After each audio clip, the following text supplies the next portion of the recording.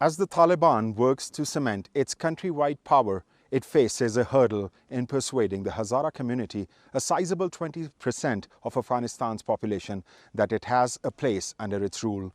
This graveyard in Yakulang is a stark reminder of a history of brutal and systematic marginalization under the previous Taliban regime during 1996 and 2001.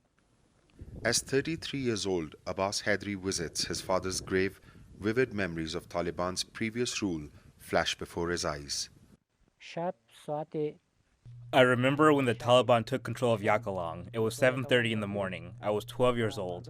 They came to Yakulang and started gathering men from all the houses, old people, young men, even children. Whoever they saw, they took. The Taliban took my father, my brother-in-law, my cousin, and I waited for them to return. When we heard that they would not return, we fled to the mountains, and from there, we saw the Taliban line up the men in 2 rows and begin shooting them. Reportedly, over 300 people were killed in the Yakulang massacre of January 2001. Among them were teachers, doctors, shepherds and farmers. Abbas says even though he saw men getting killed, he still waited for 3 days for his father to return.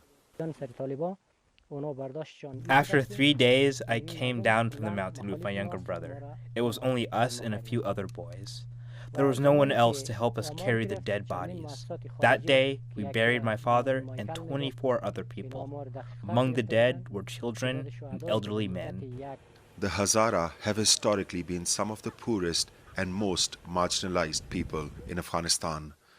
They have traditionally lived in the rough mountainous terrain in the center of Afghanistan, an area where they historically sought shelter from Pashtun tribesmen who disapproved of their adherence to the Shiite sect of Islam. Hazaras have been persecuted for 274 years in Afghanistan. During these years, ethnic groups always took Hazaras as threats because of their ideologies, their open-minded beliefs, and their openness. They tried to remove them. Those who have lived in areas controlled by the Taliban in their previous regime watched with growing fear as they took over the country while international forces left. But the Taliban say they need not worry. All the minorities that live in Afghanistan, we are ready to protect them, and we want to reassure them that they will have complete freedom to follow their beliefs. Just like we need protection, they also need protection, and we are there to safeguard them. Abbas says he cannot change the past, but he is worried for the future, and he ties his hopes with the Taliban's reassurances. I don't know if those people were killed intentionally or unintentionally, but right now, we need to think of a solution. We are very poor people. Winter is coming and winter is very long here. We want the new Taliban government to help us because the previous governments of Karzai and Ashraf Ghani neglected us. And we expect the Taliban to help us and focus on us.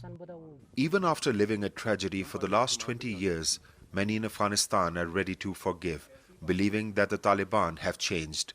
But it remains to be seen whether the group delivers on its promises or rolls back to decades of gains by ethnic minorities and other marginalized communities. Danial Khan, CGTN, Yakulang District, Afghanistan.